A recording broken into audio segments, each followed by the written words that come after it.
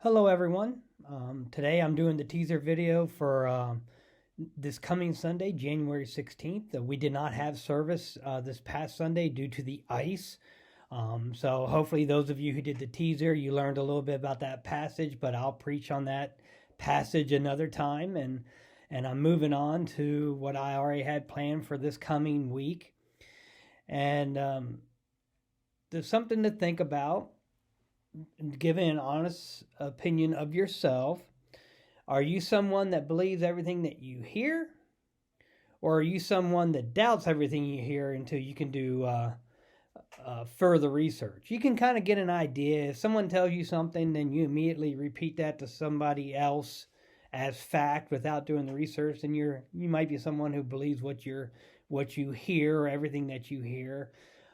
If you're someone that I tend to say, I heard this, but I haven't double checked it or verified it. If I'm repeating something I haven't checked, but with the news and in the media and so much stuff on the internet, information can be distorted or you know just twisted is probably a good way. But the title for my passage or my sermon this week is Won't Believe. And it talks about despite the evidence that people still won't believe. And I'll be preaching from John chapter 12, verses 37 to 43. So that's John chapter 12, verses 37 to 43. And it talks about, I think the headline of my passage is people won't believe or don't believe in Jesus or don't believe Jesus.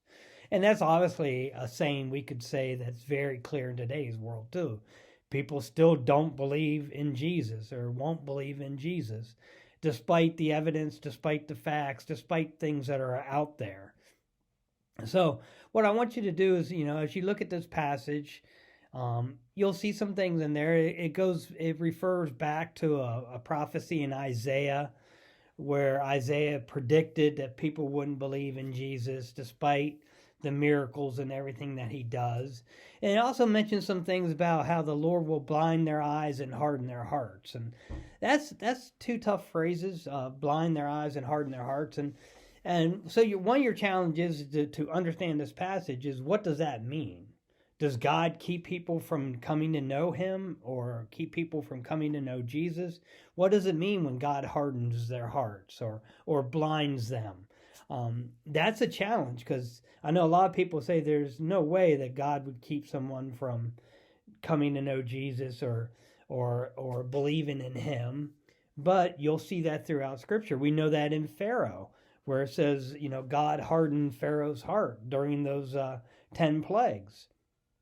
So until you understand what that phrase means and what's that referring to, it really makes it tough to understand passages that are talking about God in that way. Just like some people say God and Jesus love everybody and they would never, condemn anyone to hell. How that is twisted, where to the point where, well, we obviously know that God and Jesus being God does condemn people to hell. Those who have turned away and made the choice to ignore will spend eternity, in the lake of fire or in hell. And those who want to go through life with blinders on, thinking there's no way a loving God would do that,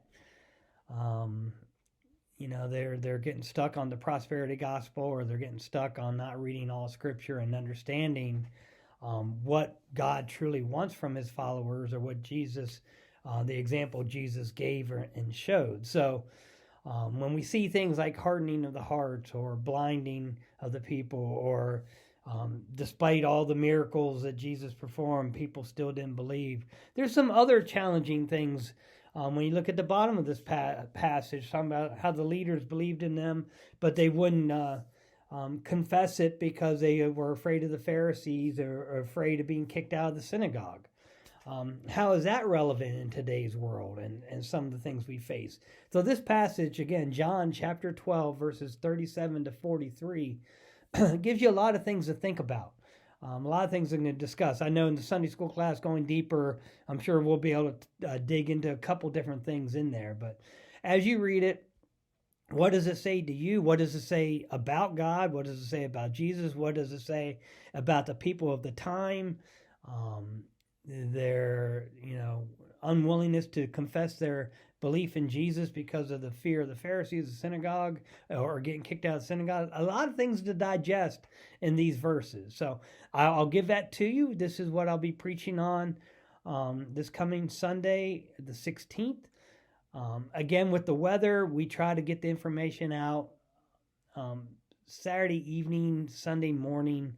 I know as of right now, there's calling for a little dusting of snow Saturday night, less than an inch. That won't close us.